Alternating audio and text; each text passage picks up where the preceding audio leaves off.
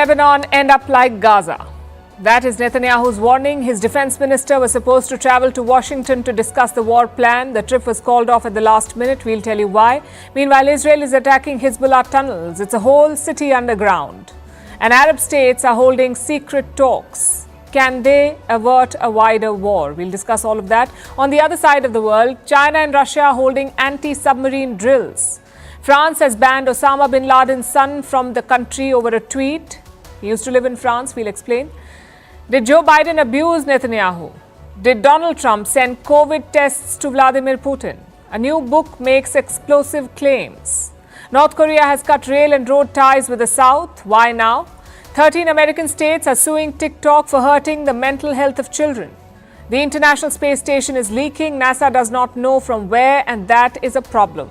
India's diabetes crisis is thanks to samosa and chips. We'll bring you the findings of a new study. All this and more coming up. The headlines first. Japanese Prime Minister dissolves parliament, calls a snap election on 27th October. Prime Minister Ishiba took office last week. His ruling coalition is almost certain to be re-elected. Ishiba's party, the LDP, has governed Japan almost uninterrupted for decades. Spain wants to bring forward the European Union's Migration Pact, asks for the rules to come into force from 2025, a year ahead of schedule. The pact deals with arrivals of asylum seekers and migrants. Madrid is grappling with a surge in migrant arrivals in the Canary Islands. Mozambique votes for a new president in a tense general election. The ruling party is expected to win again. It has been in power for 49 years. Poverty and jihadist violence are major factors in this election. The results are due in 2 weeks. Turkey blocks access to the Discord messaging platform. Says it is to protect children and young people from online abuse. The ban comes just a day after Russia also blocked the US-based platform. Discord is very popular among video game fans. It has over 150 million users. And Wimbledon will replace its line judges with an electronic system from 2025. These judges have been an integral part of the 147-year-old Grand Slam. The Australian Open and the US Open already use this technology. The French Open remains the outlier.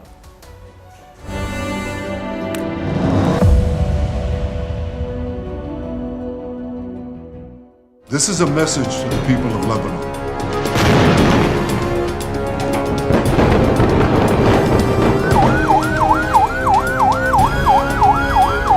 Lebanon was once known for its tolerance, for its beauty. Today, it's a place of chaos, a place of war.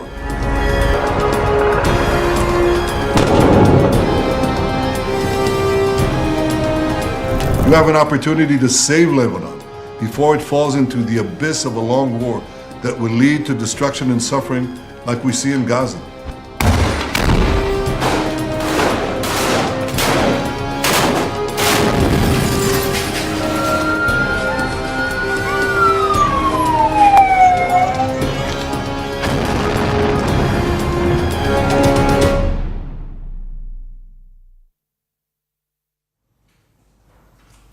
That's the warning from Benjamin Netanyahu. He says the people of Lebanon have a choice: either remove the Hezbollah from power or suffer the same fate as Gaza. You have an opportunity to save Lebanon before it falls into the abyss of a long war that will lead to destruction and suffering like we see in Gaza. Netanyahu couldn't have been more direct. He has every intention to keep fighting in Lebanon. He's deploying more soldiers and more resources into this war. Thousands of Israeli soldiers are fighting inside Lebanon. They're capturing Lebanese territory. The IDF has captured a village in southern Lebanon. It's a village called Maroun al-Ras. Look at these images. These are IDF soldiers raising the Israeli flag in Maroun al-Ras. And why have they targeted this particular village? Israel says Hezbollah had bases there. They were used to launch missile attacks, and now those bases have been destroyed. That's what the IDF is saying. It is also intensifying airstrikes on the Lebanese capital of Beirut.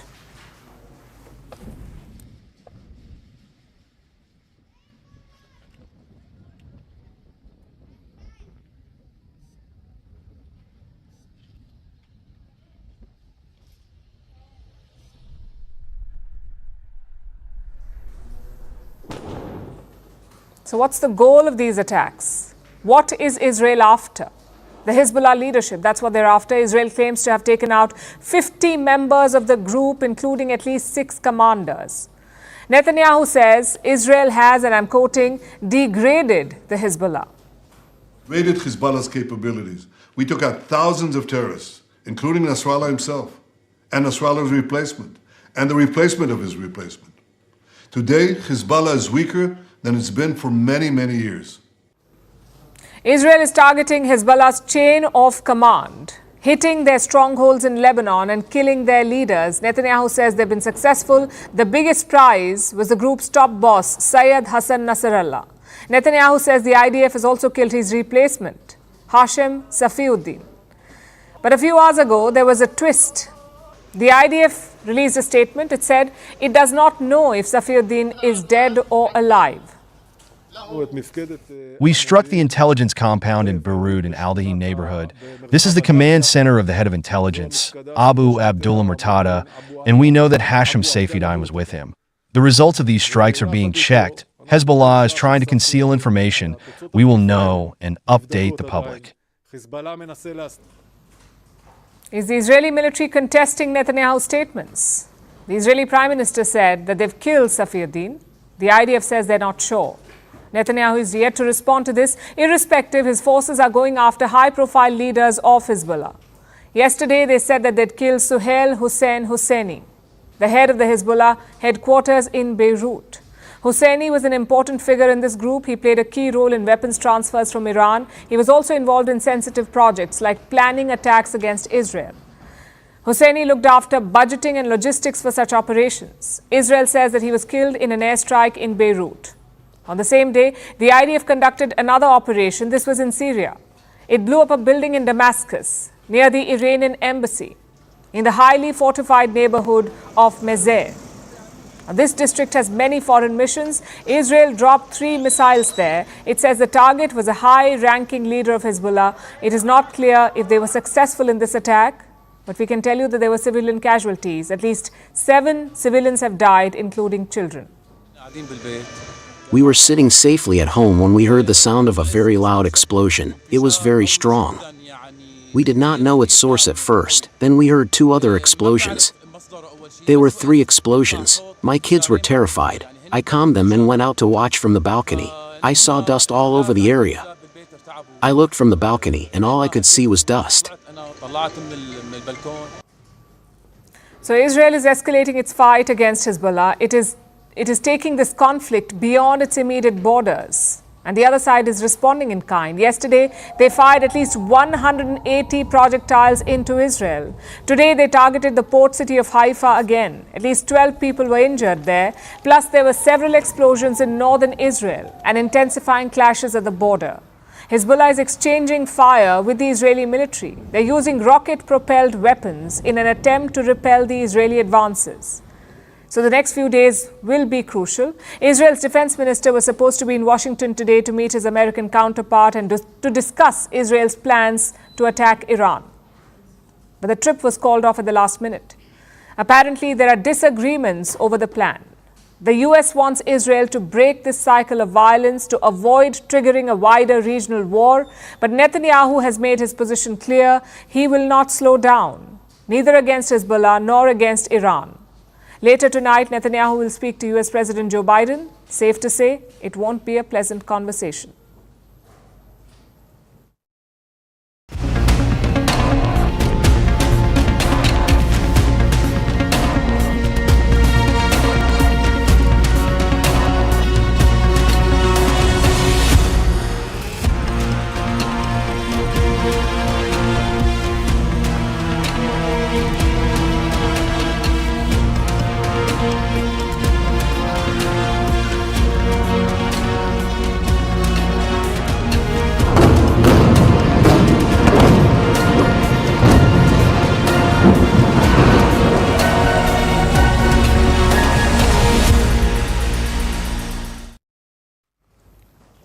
So Lebanon could be the next Gaza in more ways than one.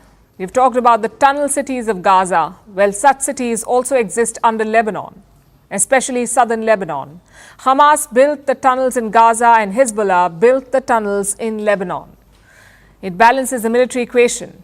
You see, Hezbollah cannot match Israel's firepower, so they rely on unconventional tactics like using tunnels for sneak attacks. And Israel knows this, which is why their military is targeting these tunnels. One of them was destroyed on Tuesday.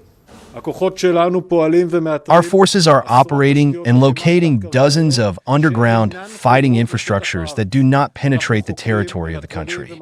We are investigating and destroying them. Tonight we have updated that we have located and neutralized a tunnel about 25 meters long which crossed about 10 meters of the fence from the Maroun area in southern Lebanon near the territory of the State of Israel in Zer.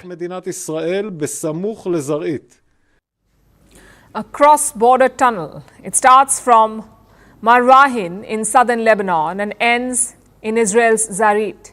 Total length around 25 meters, that's all. Now you can see why Israel is targeting them. These tunnels allow Hezbollah to sneak into Israel, perhaps carry out surprise attacks. That's what Hamas did on October 7th. They used the tunnels to sneak in undetected from Gaza. So Israel says we must prevent a repeat.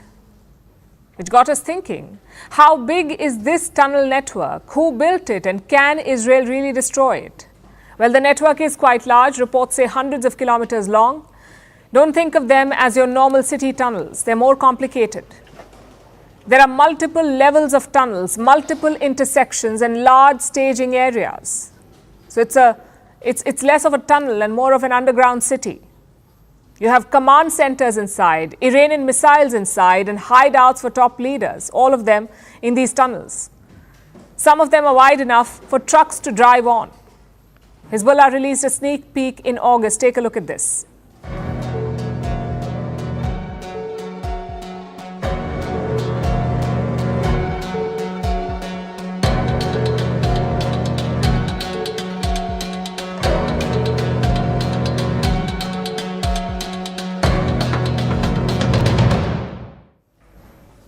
Most of these tunnels are in southern Lebanon, like we said, which is Hezbollah's stronghold. It allows them to be close to their main enemy, Israel.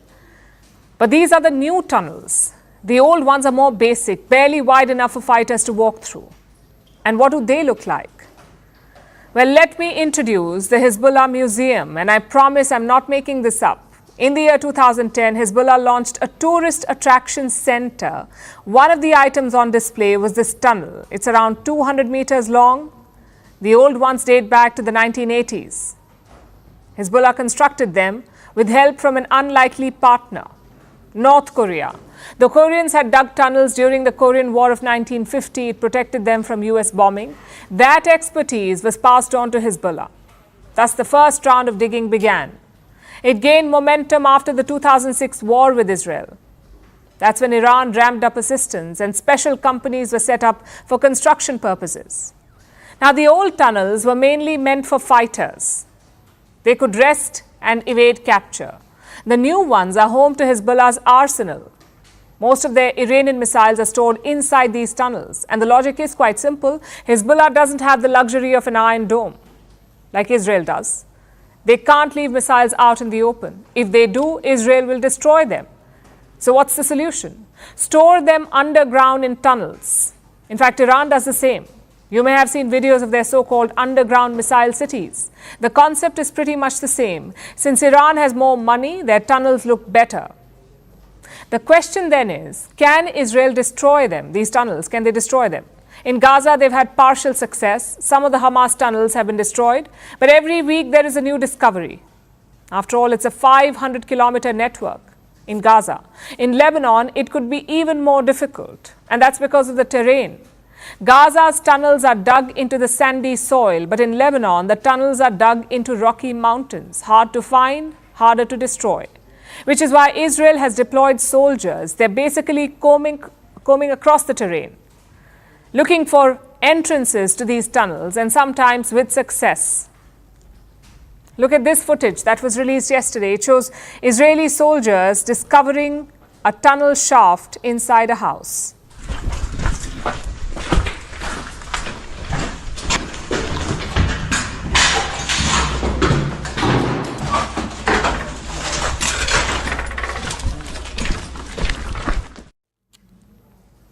Tunnel warfare is not new. It emerged in the 9th century BC. In modern times, it's been used to great effect. In Vietnam, the communists used tunnels to beat the Americans. In Korea too, tunnels again kept the Americans at bay.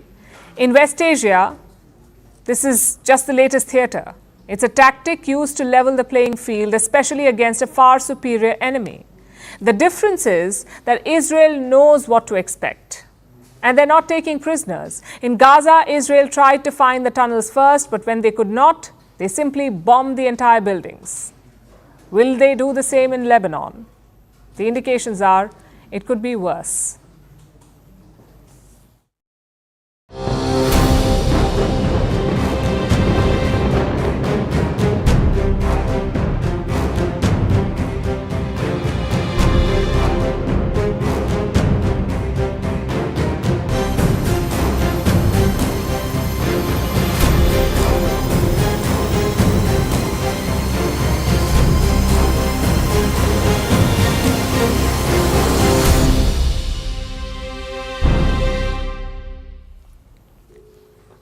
Months of fighting, tens of thousands dead, and finally the Arab states are entering the picture. Not militarily, of course, but diplomatically. Israeli media reports mention secret talks. Between whom? The United States, the Arab states, and Iran. And what are they hoping to achieve?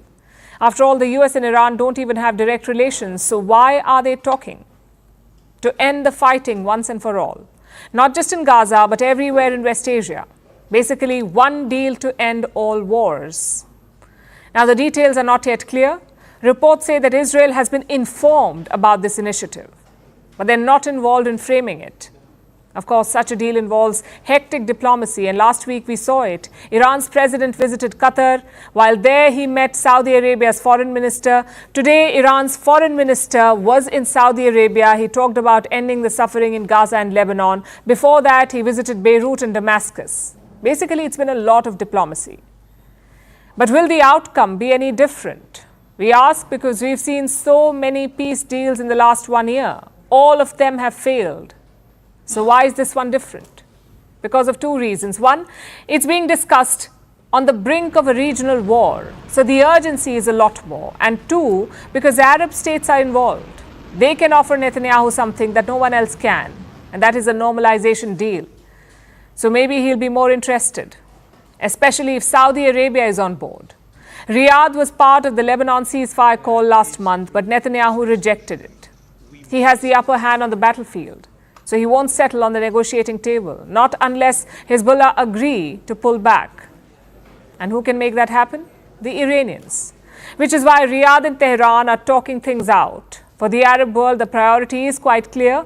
They want to avoid a regional war at all costs, because the cost would be too high. Israel has talked about attacking Iran's oil facilities. If that happens, Iran has vowed to hit back, not just at Israel, but at Arab oil sites, like those in Saudi Arabia and the UAE. And the kingdom is keen to avoid that. They normalized relations with Iran last year, and they're in no mood to disrupt that. But Tehran is game. They've issued a new threat to the Arab Gulf states. Don't allow your bases or airspace to be used against Iran. If you do, we will retaliate. That's what Iran's ambassador in India said as well. We asked him about the role of Gulf states. He said American bases in the region would be attacked irrespective of their location. Hope that they play a neutral role. If the tension be between Iran and United States, all military bases of United States, despite of their geographical location, will be Iranian targets. Including in Qatar? It doesn't make any places. That's why the Arab states are worried. Many of them host American military bases, including Saudi Arabia and the UAE. So they don't want to be dragged in. That may also explain their sudden interest in mediation. They waxed eloquent about Palestine. At the same time, they were absolutely fine letting Gazans die. But now, their own oil facilities and military bases are on the radar. So suddenly, Arab states are willing to talk. Hypocrisy aside, will this lead to anything concrete? Well, right now, it's too early to say. Plus, these are not exactly friendly negotiators. Saudi Arabia has long wanted to reduce Hezbollah's influence in Lebanon, so the Iranians will be wary. In Gaza, things are even more complicated. Suppose Hamas agrees to release all hostages. Even then, Netanyahu may not stop. Not until he dismantles Hamas completely. So a comprehensive ceasefire is easier said than done, especially with these parties. They have spent decades undermining and abusing each other. Can they come together to avoid war? We'll be tracking this closely.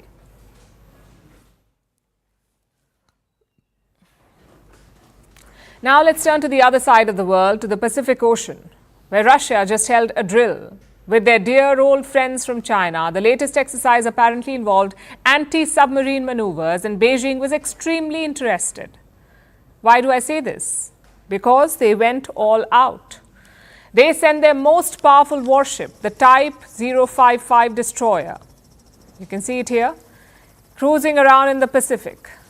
That is the Wuxi, one of China's 8 Type 055 destroyers. China has been adding these ships into service since 2020. The Wuxi itself achieved operational capabilities only last year, so it's brand new, state-of-the-art. Beijing also sent out 2 other vessels. One Type 052D destroyer called the Xining. This is also fairly new. It was commissioned in 2017. And the last Chinese ship is the Linyi frigate. It's been around for a while. It focuses on anti-submarine activities. These 3 Chinese ships took part in the drills with Russia. And what did Moscow send? Well, not their latest warships. Russia sent out 2 strong and sturdy vessels. The Admiral Tributs, commissioned in 1985, and the Admiral Panteleev, commissioned in 1992. So not exactly state-of-the-art, but they are specialized vessels. Both the Russian ships are Udaloy-class destroyers, which are large anti-submarine ships. That's the official designation. This class of destroyers carries helicopters to track submarines from the air. Most of the footage you've seen was shot from one of these choppers, a Kamov Ka-27PL, better known as a Helix. We have these in India too. India bought them from Russia years ago, so we know that it's a solid, if slightly old machine. It specializes in both tracking and defense. They can deploy portable sonar to pinpoint a submarine's location and then fire torpedoes or depth charges to take them out. Again, these have seen a lot of action, making them ideal for training. All the Russian machines you saw have been around for decades, since the Cold War. They're tried and tested, which is more than we can say about the Chinese vessels. Even though the Russians did not bring their latest gear, China won't be upset.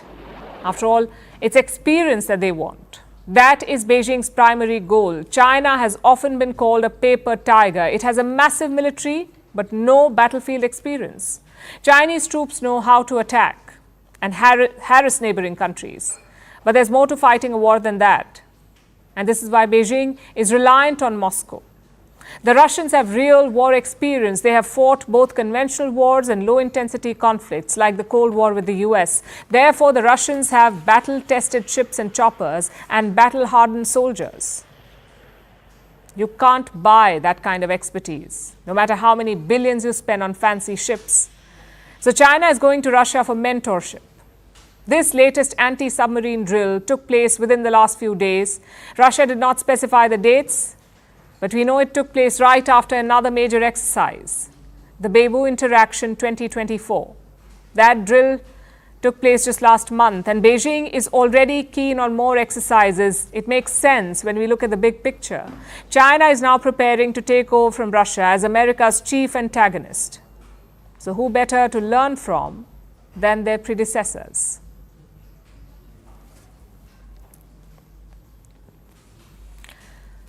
What do you do when you have a famous surname? Either you try to create your own identity or you live your life trying to live up to that name. But what happens when that surname is bin Laden, like Osama bin Laden Laden, the world's most dreaded terrorist? Well, no matter what you do, you cannot escape that surname. Ask Omar bin Laden. He's one of Osama's 24 alleged sons. And he was living in France until 2023. He was a painter, but last year Paris banned him from the country. And now they say he cannot return. Why is that? What prompted France's actions? Our next report tells you. Omar is 43 years old. Since 2016, he was living in Normandy with his wife. During the pandemic, he was stuck at home. He didn't have much to do. So one day, he saw his wife painting. That interested Omar, so he decided to take up art. And soon, that's how he started making a living, by selling landscape portraits. The red color comes from the feeling and from the impression. You know, in that country there was so long war. It's lost for at least 40 years. And it's the red color, it's is explaining the pain and the bombing. All was well till 2023, when Omar was forced to leave France. And now he's banned from re-entering the country. The reason was social media. France accused Omar of authoring social media posts that glorified terrorism. Omar has rejected those claims. He says his Twitter account was hacked. Paris doesn't seem to buy it, so he can't return to the country now. Now, you may ask, what was so bad about the posts? Well, no one knows, and France hasn't revealed any details. But there could be another reason behind the ban: Omar's surname. His full name is Omar bin Laden. He's the son of Osama bin Laden, the founder of Al-Qaeda and the 9/11 mastermind. Osama had 5 wives. Reports suggest he had around 24 sons. Omar is one of them. He was born in Saudi Arabia. When his father was expelled from the kingdom, he moved with him. He lived in Sudan and Afghanistan. And at the age of 14, he started training at an Al-Qaeda camp. That didn't last long. 5 years later, in 2000, Omar left his father's side. He didn't want to be associated with the killings of civilians. In the years to come, Omar has renounced his father's acts. He said what Osama did was wrong, but he was also an apologist. Omar believed his father was a kind man. He said his father felt sorry for his actions. Omar also did not like that he was targeted because of his surname. That's one of the reasons why he settled in France. I feel release from the responsibility of my father act, and because here no one judged me and told me you are because you are the son of Osama, we cannot allow you to do this or that, or give you work or this. In France, I didn't have this. Of course, the surname has come back to haunt him. Reports suggest his ban was linked to a tweet on May 2nd last year. That was his father's birth anniversary. Last July, authorities raided his house. He was put under investigation. He then left the country. And now, the Interior Minister says he can't come back. Omar now lives in Qatar. He may have tried to redefine his life, but some surnames are larger than life, especially when it's bin Laden.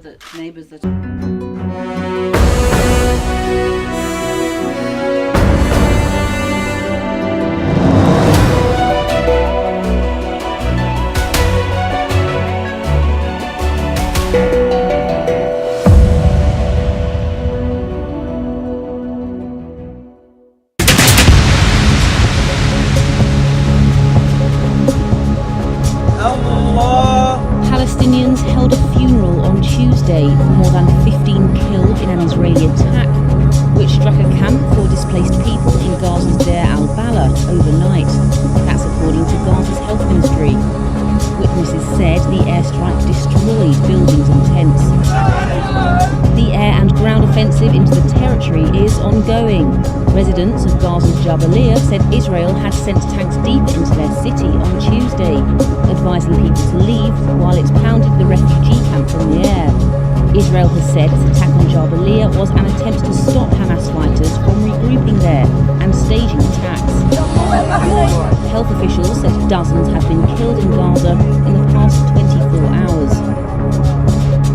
The armed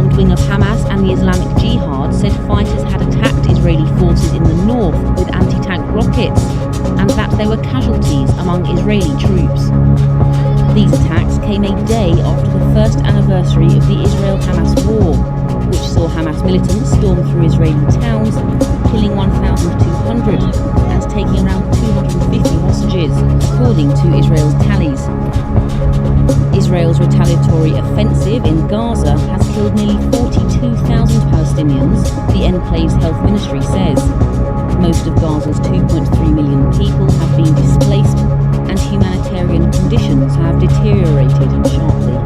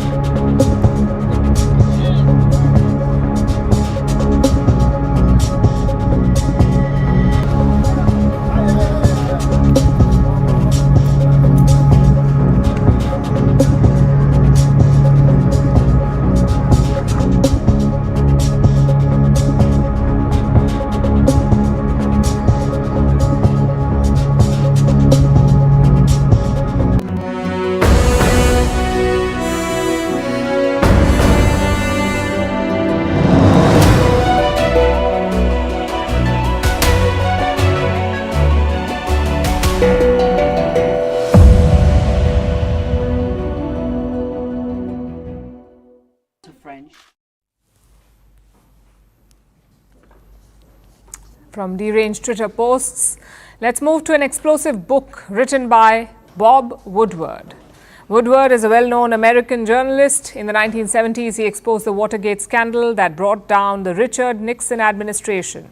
Woodward is now 81 years old and he's still going after American presidents, past and present. And his latest book is called War. It is about the last 4 years, which means the lead character is Joe Biden. Now, normally, how do you perceive Joe Biden? Old, gaffe-prone, ineffective at stopping wars? Well, he's definitely all those things. But turns out he's also quite foul-mouthed. Now, every politician has a public persona. They dress a certain way, they behave in an acceptable manner mostly, and try to give sanitized speeches. But come on, we know that that's not how they talk in private. There's just no way. Well, Woodward's book confirms our suspicions, with a number of candid rants full of expletives attributed to Joe Biden. That son of a Bibi Netanyahu, he's a bad guy. He's a bad guy. He's a liar. Bibi, what? Yes, Biden has been quite angry with Benjamin Netanyahu and he frequently abuses the Israeli Prime Minister in private. That is what Woodward's book says. Now, before I go further, a quick clarification. Bob Woodward has not been tapping Joe Biden's office. He got all this information from sources. He interviewed dozens of people with access, White House aides who say that they heard all of this in person. Woodward, of course, has not revealed his sources, so Biden could just deny all of what he's written. Most of the people in the book can. So don't expect anything to change. The politicians will continue to don their well-rehearsed public personas and ignore everything in this book. Now, with that disclaimer out of the way, what does all of this mean? Why has Biden been swearing at Netanyahu? Well, it's obvious, really. Biden has been trying to prevent an all-out war in West Asia, but Netanyahu doesn't seem to care about that. According to Biden, Netanyahu only cares about his own political survival. Same with his staff, Netanyahu's staff. Here's what U.S. Secretary of State Antony Blinken allegedly thought of Yoav Gallant, Israel's defense minister. According to Blinken, and I'm quoting, Gallant's approach was, "It doesn't matter how many people die. I have a mission to eradicate Hamas, and it doesn't matter how many Palestinians die. It doesn't matter how many Israelis die." Let's face it, if Blinken is asked about any of this, he will probably deny it. Israel will definitely deny it. But what have we seen over the last year? We've seen the leveling of Gaza with our own eyes. American officials have seen it too, so they probably know exactly what Israel is doing, and Biden's private frustration makes sense. So that's one war covered in Woodward's book. Then we have anecdotes from the war in Ukraine. They f***ed up in 2014. That's why we are here. We f***ed it up. Barack never took Putin seriously. We did nothing. We gave Putin a license to continue. Well, I'm revoking his license.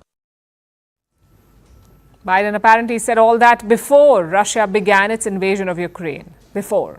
According to the book, the US knew about Russia's invasion months in advance. They knew by October 2021. They had a source inside the Kremlin. Apparently, the US tried to warn Ukraine. They even sent Kamala Harris to talk to Zelensky personally, and she apparently even told him to come up with a succession plan in case he were captured or killed. But perhaps the biggest claim in the book is about Russia wanting to nuke Ukraine. Back in late 2022, Putin apparently wanted to use tactical nuclear weapons, and Russia was laying the groundwork, saying that Ukraine was planning to use a quote-unquote dirty bomb. When the US found out, they called Russia directly. If you did this, all the restraints that we have been operating under in Ukraine would be reconsidered. This would isolate Russia on the world stage to a degree you Russians cannot fully appreciate.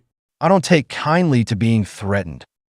Mr. Minister, I am the leader of the most powerful military in the history of the world. I don't make threats. Well, Russia hasn't used a nuclear weapon yet, thank God. Either the US was successful or none of this ever happened. Woodward isn't considered some infallible source. In fact, he has a lot of enemies, especially Donald Trump. Woodward has written multiple books about Trump, and Trump has sued him over this.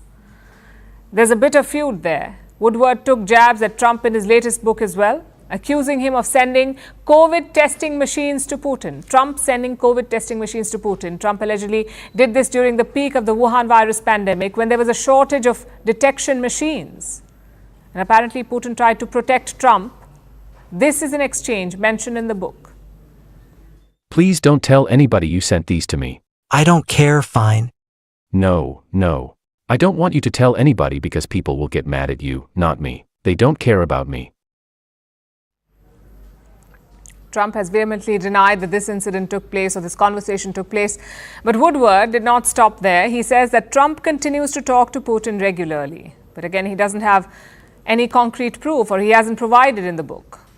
Whatever you think about these allegations, the new book paints quite a picture. One very different from the prim and proper facade that we're used to.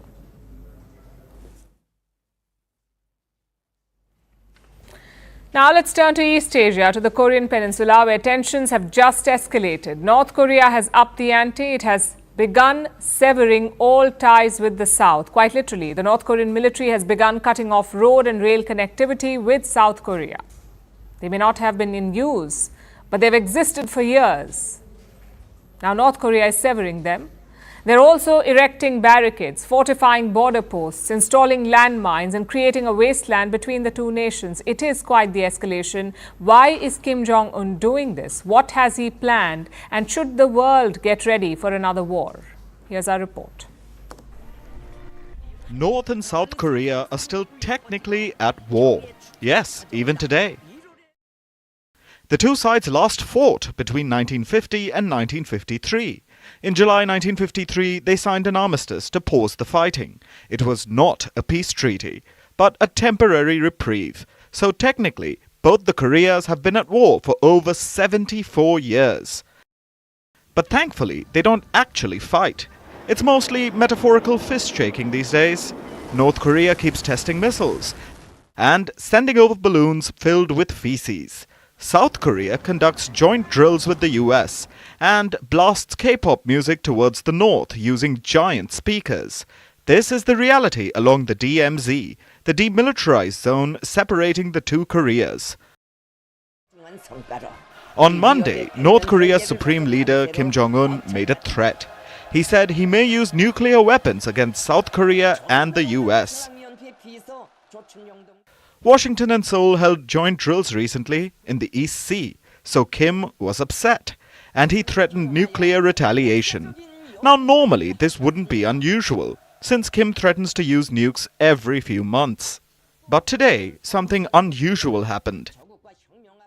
North Korea announced that it would start cutting off roads and railways linking it to the south. This was announced by the North Korean army. The army has been active at the border lately, installing landmines and clearing tracts of land.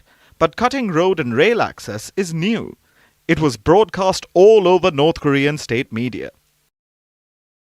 Now to be clear, it's not that you have a lot of traffic along the roads and railways. Remember, the two nations don't get along. So cross-border trade isn't exactly thriving, and people from South Korea aren't driving up to vacation in Pyongyang. While these roads and railways are almost vestiges of a bygone era, they've been put to use at times when relations improve and the South sends relief supplies.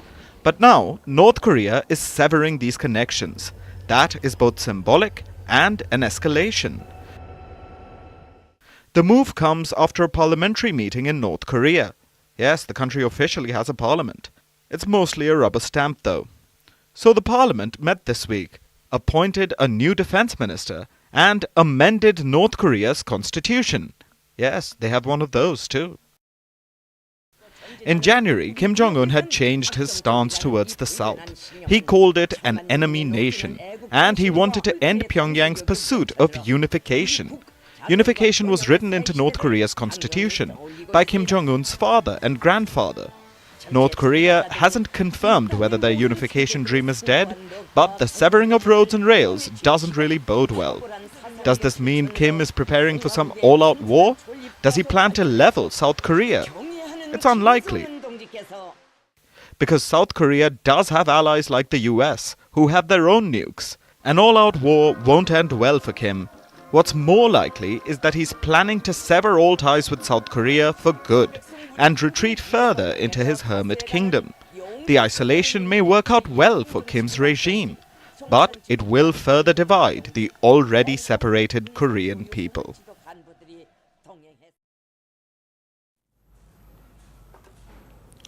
Now let's talk about TikTok, the app that changed social media. There's even a term for it, TikTokification. What that means is that TikTok changed the way that we view social media. It introduced short videos. It brought vertical content. The algorithm was addictive. Our attention spans reduced further. Soon, everyone jumped to replicate this model. Instagram got Reels, YouTube launched Shorts, Snapchat introduced Spotlight. So TikTok was a game changer. It changed the way we consume content. But was it all for good? The US doesn't think so. 13 American states are suing TikTok.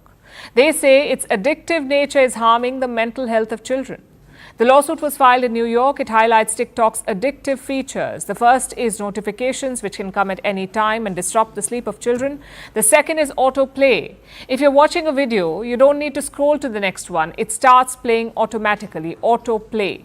That gets kids stuck in a loop, and they end up spending hours on the app. The third problem is the beauty filters. They're all over TikTok. Children use them too, of course, and that lowers their self-esteem. They believe that they need filters to look better. And the last one is challenges. TikTok is full of them. Some of those are harmless, but some can be very dangerous. In fact, children have died or been injured trying to take part in these TikTok challenges. So America wants to stop all of this. It wants to hold TikTok accountable. This app came about in 2016. Today, it is the fastest growing social media platform. It has over 1 billion active users. 170 million of them are in the US, which is more than half of the country's population. Users spend an average of 95 minutes on TikTok every single day. That's 1.5 hours a day, every day. And all of this is because of the algorithm. It can almost read your mind. It shows you what you want to see. And that creates a predatory loop. You see something that you like, you watch it, more such content appears on your feed, you scroll more, and you get stuck in this cycle. In fact, this has been compared to substance abuse. And I'll explain why. Imagine you see a video that you like. It makes you happy. Your brain releases the neurochemical dopamine. It's like an instant hit. It gives you a feeling of pleasure. Now, TikTok videos are short, so the more videos you watch, the more dopamine is released. It's like a sense of high. So you keep scrolling. And what happens when you stop? Your dopamine levels go down, the high wears off, and soon you start craving for it. And what do you do then? You open TikTok again and you start scrolling again. It is bad for everyone. But it's especially bad for children. TikTok says that users must be at least 13 years old to sign up. But data suggests otherwise. In the US, 1/3 of the users are under 14 years of age. In the UK, 30% of users are between 5 and 7 years of age, 30%. Globally, children spend 75 minutes on the app every day, so you get where the problem is. TikTok makes itself addictive, children get addicted, and there are no remedies, hence the lawsuit by the American states. It is a good move. TikTok must be held accountable. But why just them? These problems are not unique to TikTok. It's the story of most social media apps. They're addictive and they're bad for mental health. Look at this report from 2021. It shows how Instagram leads to eating disorders in teenage girls. Then there is Snapchat. There's been a rise of online grooming crimes against children on the app. So why just drag TikTok to court? The answer lies in the origin of the app. TikTok is owned by a company called ByteDance. It's a Chinese company. It has been accused of spying and interference. It is banned in many countries, including here in India. And America, too, wants to ban it. They've expressed national security concerns over TikTok. At the same time, in the run-up to the election, their presidential candidates opened TikTok accounts to reach young voters, and it shows you their dilemma and their double standards. There is no doubt that TikTok is problematic, not just for children. So American leaders must walk the talk and get off the app themselves first. Also, if they really care about children's mental health, they should take similar action against American-made platforms like Instagram and Snapchat too, because selective action and hypocrisy will not protect children.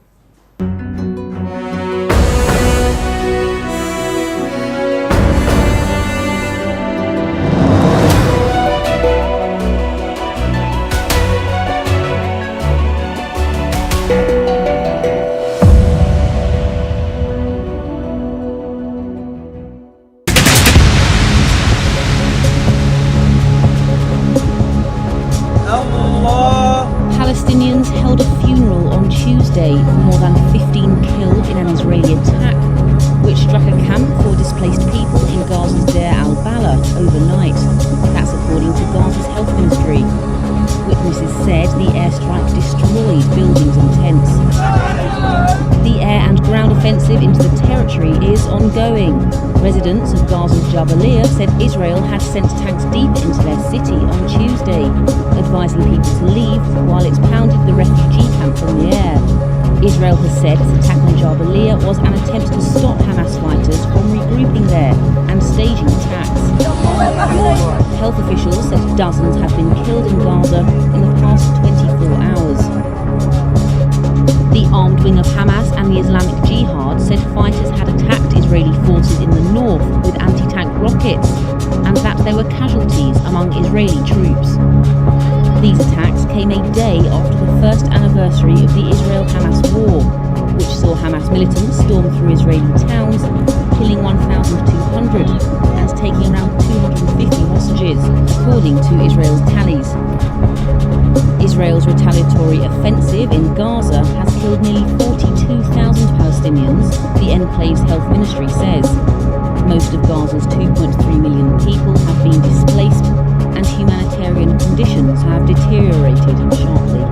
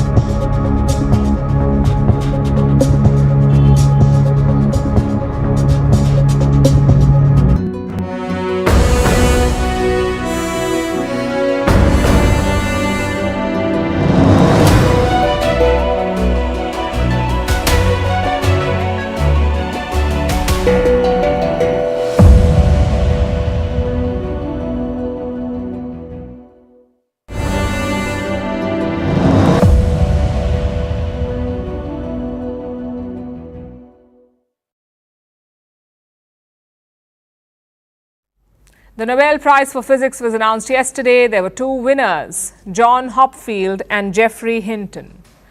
But their victory has triggered the darkest corner of social media, the realm of nerds. You see, Hopfield and Hinton worked on machine learning. They're often called the fathers of artificial intelligence. So physics nerds are not happy. They're asking, since when is machine learning physics? Is it not computer science or mathematics? Many of them challenged the Nobel Committee on social media. They began mocking their decision. I guess this is what happens when you watch too much of the Big Bang Theory. Suddenly everyone is an expert.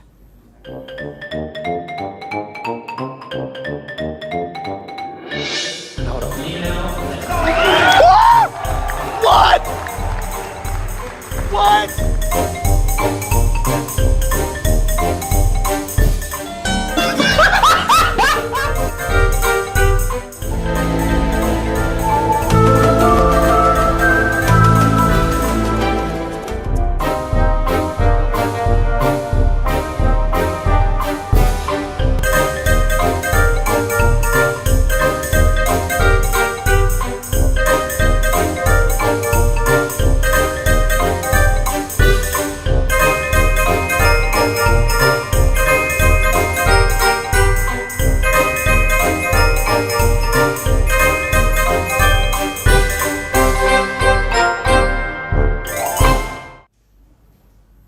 And now it's time for Vantage Shots, images that tell the story. In the US, Hurricane Milton doubles in size as it is set to make landfall in Florida. In Argentina, university students hold classes on the streets to protest against budget cuts.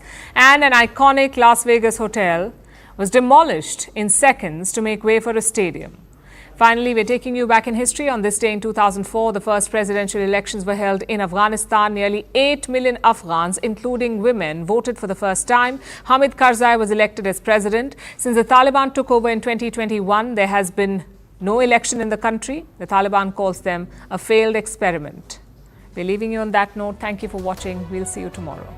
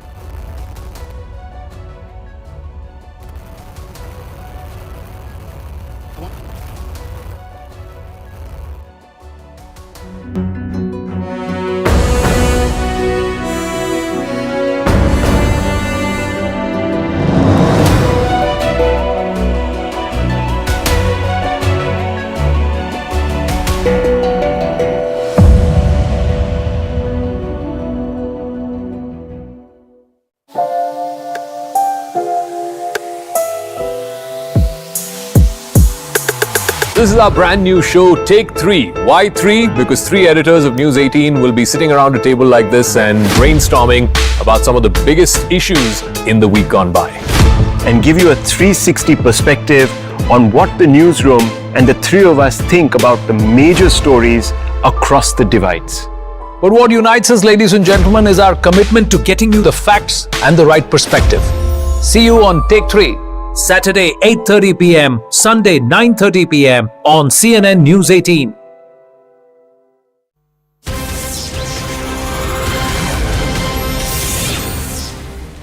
Hello and welcome to the late night edition with me, Ayushman Singh Jamwal. Our top story, and this is a huge boost coming in to India's defense sector. Top government sources have told CNN News 18 that the Cabinet Committee on Security has cleared major defense deals for building 2 nuclear submarines indigenously and buying 31 Predator drones from the United States. 15 drones will be for the Indian Navy, 8 for the Indian Army and 8 for the Indian Air Force. The US has already sent a letter of acceptance. That is the big piece of breaking news that's coming in, a major booster to India's defense sector as the war on terror also continues on several fronts. Now what we are learning is that top government sources have told CNN News 18 that the Cabinet Committee on Security has cleared the defense deal for 31 Predator drones for not just the Indian Navy, but the Indian Army and the Indian Air Force. The Indian Navy will get 15, while 8 Predator drones will go to the Air Force and 8 will go to the Indian Army. That is the big piece of breaking news that's coming in. Even the fact that 2 nuclear submarines, the defense, the funds and the clearance has been given for the building of 2 indigenous nuclear submarines at the same time. So when it comes to the entire defense sector, new avenues being opened up as the capabilities of the Indian defense sector, the Indian forces is being expanded, not just with Predator drones, but also nuclear submarines. Huge news coming in when it comes to the defense sector, the clearance coming in from the Cabinet Committee on Security. To get more details, I'm joined by my colleague Akash Sharma on the broadcast, who tracks the Ministry of Defense. Akash, over to you. A huge booster for all wings of the Indian military. Right, Ayushman, 2 big decisions have been taken in the CCS meeting, in fact, Cabinet Committee of Security, where the top leaders of the ruling government sit and decide on crucial security matters. These 2 decision. First one is, of course, regarding SSN class submarines. So, approval has been given to construct 2 SSN class submarines with a budget of more than 40,000 crore. And, it will, of course, involve private sector firms, and it will be carried out in Visakhapatnam. Now, when it is about SSN class submarines, so why it is important, you see, as far as nuclear submarines are concerned, so we have SSBN class submarines. Just few months, in fact, few weeks back, we had, INS Arigat commissioned in, Indian Navy, and we also have INS Aridaman, coming up next year.